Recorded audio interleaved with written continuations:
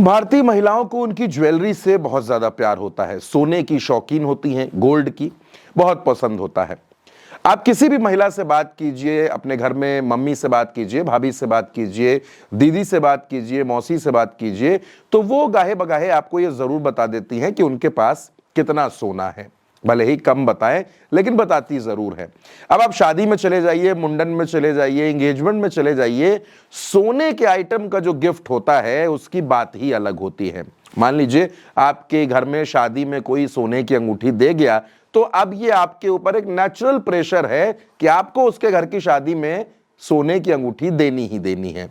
अब यह भी हो सकता है कि उन्होंने जब सोना दिया हो तब सोने की कीमत 50,000 रुपए रही हो, 48,000 रुपए रही हो, 60,000 रुपए रही हो, लेकिन जब आप सोना देने जाएंगे तो आज सोने की कीमत 1,30,000 प्रति 10 ग्राम को क्रॉस कर चुकी है। बहुत से लोगों का यह सवाल था कि आखिर ये जो सोना है ये इतना महंगा क्यों हो रहा है, वो भी हम आपको बताएंगे। लेकिन आज हम इस पर बात कर रहे हैं कि हिंदुस्तान में, हिंदुस्तान के घरों में कितना सोना है। बहुत सी रिपोर्ट सामने आई, इंडियन एक्सप्रेस की भी रिपोर्ट सामने आई, मॉर्गन स्टैनली की एक रिपोर्ट के मुताबिक जो पिछले साल आई थी, हिंदुस्तान के घरों में जो सोना है वो तकरीबन 36,400 टन है।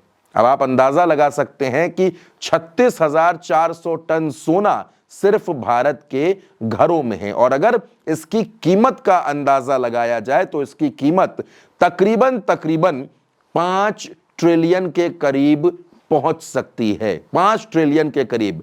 और आप ये भी जानते हैं कि भारत की अर्थव्यवस्था अभी इसके करीब नहीं पहुंची है।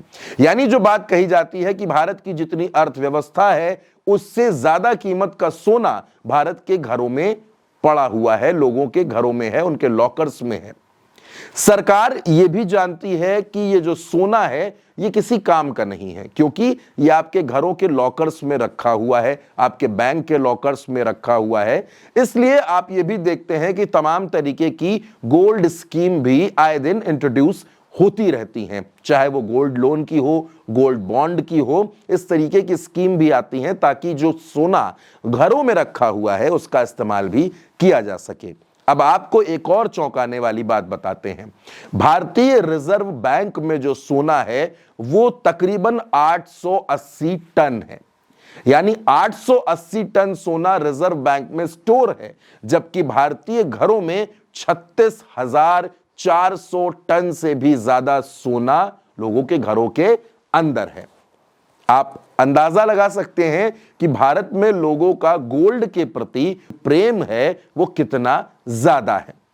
तमाम देश ऐसे हैं जहां का जो रिजर्व गोल्ड है वो भी भारत का जो रिजर्व गोल्ड घरों में है उससे बहुत कम है। सोने की कीमतें लगातार बढ़ रही हैं, सोने की कीमतों ने लोगों को परेशान भी किया है। लेकिन आप ये भी देख रहे होंगे कि सोने की खरीदारी में कहीं से कोई कमी आपको नजर नहीं आ रही।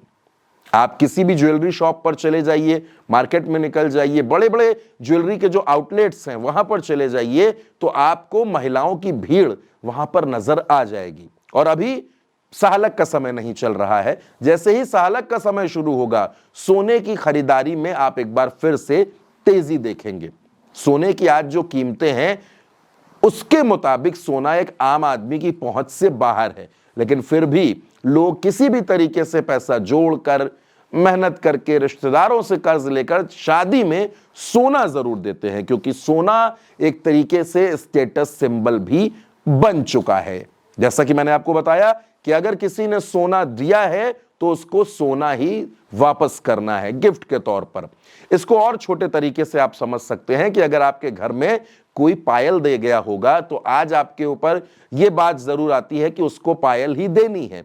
लेकिन हो सकता है कि जब उन्होंने पायल दी हो तो एक पायल की कीमत 2,000 रुपए रही हो, लेकिन आज जब आप पायल लेने जाएंगी तो एक ठीक ठाक पायल की कीमत 7 से 9,000 के बीच में आती है। यह महंगाई का भी दौर है। अब भारतीय घरों में इतना सोना है यह सुनकर कोई भी हैरान हो सकता है, चौंक सकता है।